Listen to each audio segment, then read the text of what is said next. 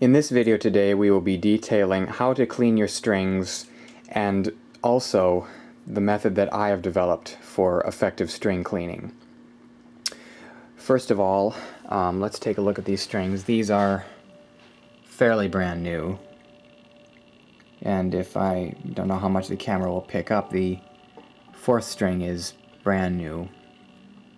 Fifth string is fairly brand new. The other strings are a week and a half or so old, but I think you can see here, if we can shadow some of the light just a little bit, you can see where they're fretted.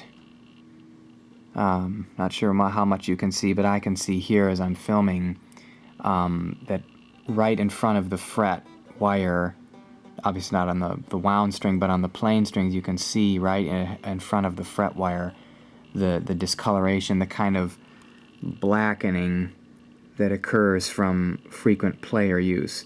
And obviously the more consistently you fret in front of the fret wire, you won't have any, say, blackening back here, but right in front of the wire you will. But wherever the blackening is, these are fairly new strings, but say on a string that I have here about as old as these, getting contrast on the banjo head here, strings about as old as these, you can see here the discoloring, the blackening. That's not shadows. That is the discoloration that comes from time and playing use, and it's this that we want to combat. Now, most people are going to use a stick of solution like mineral oil, like you can get from music companies, or you're going to, like Sonny Osborne said, wipe it down with a damp cloth or a dry cloth. Those two methods have been used and are fairly common from what I've seen. And generally, what most people will tell you to do is to keep the string dry. That's the most important thing. When the string is wet, it will, when it's humid, attract dirt and grime and dust molecules, and also tarnish and eventually rust over a period of weeks.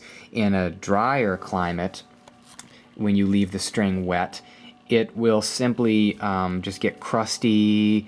It'll sound dull. I've noticed that in more humid weather, the strings tend to last a little bit longer. In drier weather, they break a little bit more easily, obviously because the barometric pressure, the humidity, the outside environments kind of combat that. So the main thing is what most people do is keep the strings dry. I'm a big fan of this, but let's just remove the picks here for a better demonstration. But what I typically have been using is, in addition to keeping the strings dry, I try to use what I call mineral oil, and this is a cloth. It's lemon oil, really, is what it is. The mineral spirits that you usually find in the sticks that you swipe along the strings, they kind of leave it a little bit too messy. And even after you wipe the excess off with the cloth they provide you, it still is real slickery, kind of kills the tone. And I want to be clear about something before we continue. Any material that you slather or rub across the strings will eventually deaden them. Now, will that, and you know, some of you might be saying, well, why do I want to wipe something across my strings in the first place? Well, not wiping them at all, in my opinion, from years of playing and seeing this happen and experimenting back and forth, a string that's never wiped down or has nothing rubbed on it to clean it sounds worse than a string that does have something rubbed over it. Now, when you rub something over the string, even if it's intended to clean, it robs from the string's tensile strength and its vibrance, tone. So I have noticed that even in wiping them down with lemon oil, or even the mineral oil stick that we talked about, they do lose a little bit of their vibrance that they're going to have initially for the first couple of weeks or a month. But that said, I typically wipe them down with this. Now, this cloth has been used a few weeks, so it's got some, as you can see, where the strings get wiped. But basically what I do is I douse the cloth with a very little amount of lemon oil. Let's do this over the neck. And what I'll do is I'll grab the string. I'll take a little piece of cloth, like I'll pinch it at the very end, and I'll create a little groove there. And I'll grab the string on focus, and I'll just slide it back and forth. And you only want to do this a couple of times. If you keep up with it, the less you'll have to apply. You don't keep up with it, the more you'll have to rub and scrape, and it really won't do the trick.